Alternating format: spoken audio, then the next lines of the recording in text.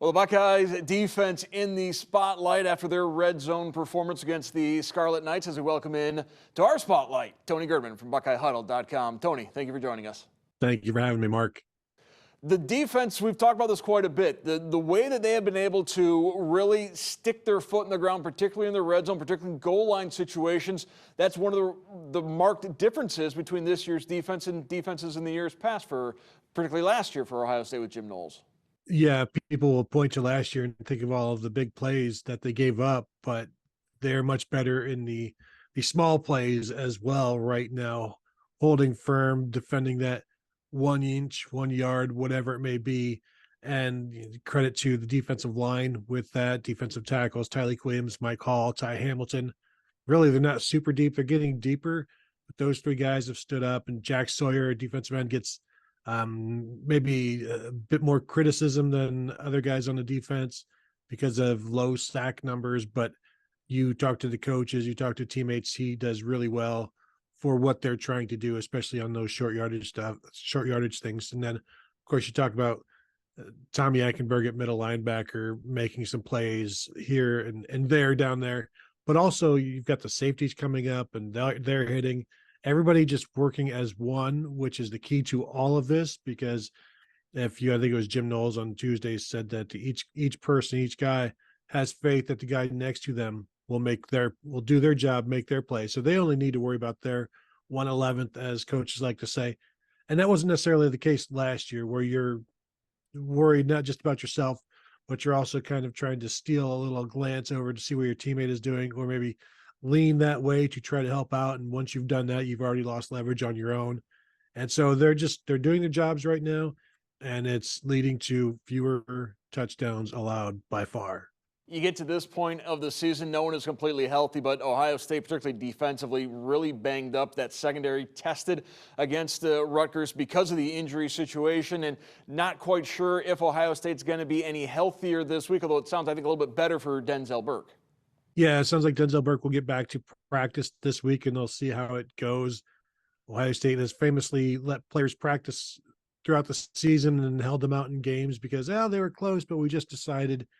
And that's one of the advantages to having more talent than most teams you're playing in the Big Ten, is that you can kind of hold guys back a little bit just to give them one extra week. But it's also an advantage when you lose Lathan Ransom, you replace him with Sonny Styles, who was the #1 ranked safety in the 2022 recruiting class. Or you lose Sonny Styles, moves from nickel to strong safety now that you have a void at nickel, but you bring in Jordan Hancock, who was one of the top corners in the 2021 recruiting class and is a veteran now at this point and can do different things. So they've been able to handle their losses at this point, which is a far cry from where they were a year ago, where they weren't able to handle those losses.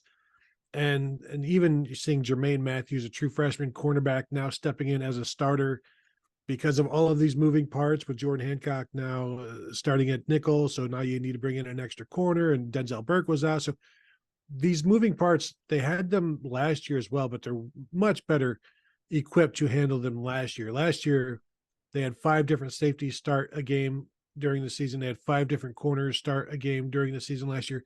This year, they're already at 5 safeties having started a game and 4 corners having started a game. So they're still dealing with those injuries, but the talent, the transfer portal, Davidson Igbinosun, the second year in the defensive system, have all allowed them to this point to overcome the adversity throughout these last month or so.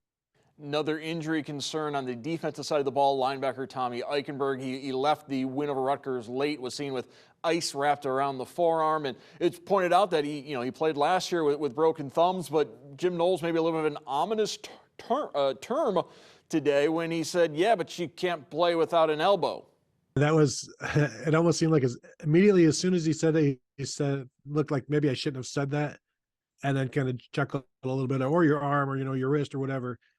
But, I saw Tommy Eichenberg leave the game, and he had a towel draped over his wrist. Then I was heading up the tunnel. He was heading back down the tunnel, and I think he had some ice with him.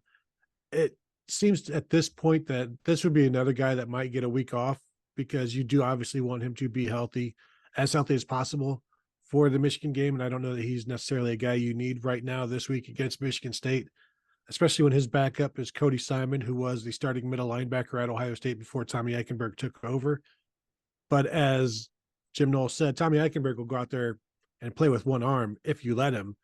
They just won't let him do that. So they'll have to see how this week of practice goes, how much he is held back, what kind of damage could be done, what kind of damage has been done, marry all of this together and decide if they want to put him out there. And I guess I would kind of be surprised if he is, based on the possibility of, just based on Jim Knowles' tone about, well, you got to have an elbow to play. And so that was, you're right, that was a little ominous.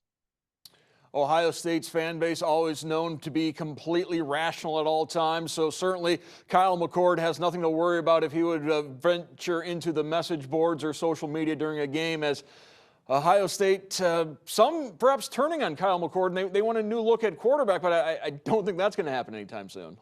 No, and they're still getting Devin Brown back. He was available to play last week. He's available to play this week, but he's still not 100%. They're working on getting him there. But yeah, the criticism of Kyle McCord, I guess we shouldn't be surprised, because CJ Stroud spent 2 years as a starter at Ohio State getting criticized via social media and probably in person during games and things like that. And now, of course, he's having success in the NFL, and every Ohio State fan loves him, and they were always behind him, and they never criticized him, and no media ever criticized him for not beating Michigan. He was always, everybody always knew he was going to be this good. And so Kyle McCord comes in, and right now I believe he is 17th nationally in pass efficiency, 9th in QBR, top 10 in yards per attempt. Like, he is playing very well for a Big Ten quarterback, a college football quarterback. His pass efficiency numbers are higher than Drake May, who might be the number 2 pick in the draft, Jordan Travis, who might be one of the Heisman front runners. So like, he's doing well. He's just below what we've become accustomed to at Ohio State, with Dwayne Haskins in 2018, Justin Fields in 2019 and 2020, and CJ Stroud the past 2 years. So it's hard to follow arguably the three greatest quarterbacks in school history, but he's trying, and he has really good moments, but he also has moments that we've all seen where it's like, shouldn't this have been out of his system by now? And maybe the interception that was the right read, but was just a bad throw. Like, these are things that have been out of the other guys' systems by now, and it's still taking Kyle McCord a little bit longer. But again, those three guys were all first-round quarterbacks, and they were elite from day one almost. And so Kyle McCord is easing his way in. He's got some really good weapons. Just needs to hit that consistency and then stay there. Avoid. I think I've said this for the last 5 weeks. Avoid the valleys, and shoot, if you want to avoid the peaks as well, that's fine. Just stay consistent, and the coaches would love that. And perhaps Kyle McCord's greatest strength is the greatest strength of the last quarterback before Kyle McCord not to be drafted by the NFL. Talking about JT Barrett, who's always very good at the checkdowns. And that is an area that Ryan Day praised McCord in this week, his ability to check down, see what Rutgers was taking away, and using what they were giving them, particularly underneath, to Travion Henderson. Yeah, Rutgers playing 2 high safeties to avoid allowing Marvin Harrison to get deep, or anybody to get deep, really. So just seeing how patient Ohio State can be in terms of taking the short stuff, running the ball. I think Ryan Day has even said he loses patience at times in terms of running the ball enough, establishing the run, not not necessarily the dinking and the dunking, but the checking down. Maybe he sometimes gets impatient there, or the quarterbacks do, and they'll want to take a shot. And so Kyle McCord did a really good job of staying patient. And I think Ryan Day has done a good job of staying patient with the play calling, establishing the run. And right now the running game is working, so why go away from it? And Rutgers wasn't going to allow anything downfield. And so when the safeties are staying back like that, you have to run it. You have to check down. Kyle McCord was doing that. And when one of the check down options is Travion Henderson, you're almost this is Rutgers picking their poisons. And Travion Henderson was not. It was certainly a bitter pill to swallow for them. As we record this on Tuesday evening, nothing major has broken with the Michigan sign stealing scandal. Both sides were expecting bombshells over the weekend. Didn't quite happen, although we did find out on Tuesday that Ohio State and Rutgers reportedly shared Michigan signs with Purdue in leading up to the Big Ten championship game a year ago. Is that anything Ohio State should be worried about? I don't think so, because when you see these reports, there's eventually a line somewhere in the story that this isn't illegal. Like, it's not against the rules, and teams do it. And this was not against the rules is a refrain that we've heard from the Michigan side for weeks now, that stealing signs isn't illegal. But it's more noise. And Ryan Day talked about the noise of having his family thrown into this, his family name and his brothers, and all of that, and said it's just noise and you have to block it out. You have to keep it out of your mind. You can't allow it in the building. And he compared it, I thought, interestingly, to the defense right now. The Ohio State defense playing very well. Everybody's telling them how good they are right now. That's noise you got to block out. Just like last year when everybody was telling them how terrible they were, you've got to block that out. So this is just like that. You're preaching to your players to block out the noise. He's got to block out the noise. The program has to block out the noise in terms of what is going on at Michigan with the volleying coming back and forth from Michigan in terms of these accusations. So you block it out and you move forward. You focus on Michigan State, you focus on Minnesota, you focus on Michigan. It's like that old advice from Woody Hayes. If somebody tells you you're doing really great, kick them in the shin, because you don't want to hear that positive noise, even if it is positive noise. A week ago, I asked you, was Rutgers a good football team? I think we understand Rutgers is pretty good. This week, Michigan State, I don't think there's much of a question. Michigan State is not a good football team, so I'll put it to you this way. How bad is Michigan State? Michigan State can be, at times, the worst team in the conference, I think, but they're also able to, they get a win over Nebraska here recently. And so, like, they can sneak up on you, but they can't put it all together consistently. They need to face another team who also can't put it all together consistently.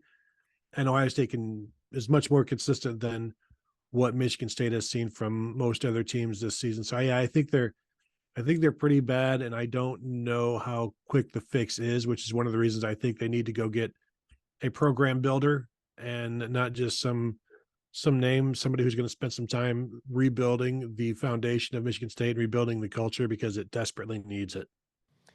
Who is a bigger fan? Which fan base, perhaps, is a bigger fan of this Michigan scandal? Michigan State's fan base or Northwestern's? Yeah, no, I think Michigan State fans are reveling in this because,